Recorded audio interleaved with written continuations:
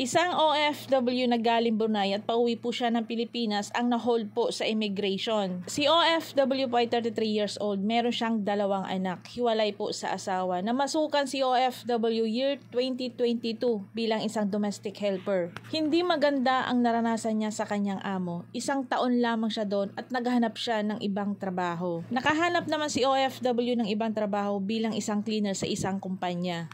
Pero habang tumatagal, nag-iiba ang trato sa kanya ng kanyang amo. Umabot din siya ng 1 taon sa kanyang bagong trabaho. Pero dahil hindi sila nagkakaintindihan ng kanyang employer, naisipan na lamang niya itong umuwi ng Pilipinas. April 30, 2024 ang kanyang flight. Alas 11 ng gabi, pagdating sa immigration, bigla siyang dinampot ng mga pulis dahil meron daw siyang police case. Nakulong si OFW ng 2 araw. Nakapag-bail siya kaya pansamantala siyang nakalaya. Sa ngayon po ay nasa custody po siya ng kanyang agency. Dito niya nalaman na inireklamo pala siya ng kanyang amo. Pinagbibintangan siyang nagnakaw na hindi naman siya nagnakaw. Ang nakakagalit pa at nakakahiyang ginawa ng kanyang employer ay nakapaskil yung mga litrato niya sa pader. 5 buwan na siyang nasa kustodiya ng kanyang agency. Hanggang ngayon hindi pa umuusad ang kanyang kaso. Lumapit na rin ang kanyang pamilya sa OWA pero ang sabi lang ng OWA mag-antay kasi may proseso. Lumapit na rin siya sa Philippine Embassy sa Brunei pero ang sabi ng Philippine Embassy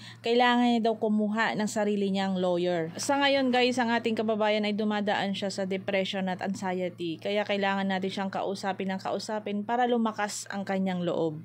Dati rin siya nagtrabaho sa bansang Saudi Arabia bilang isang domestic helper. So dahil natapos ang kanyang kontrata, umuwi ng Pilipinas at nag-apply ulit ng domestic helper sa bansang Brunei. Ito po ang inyong lingkod, Joanne C. Fernandez po, isang OFW advocate.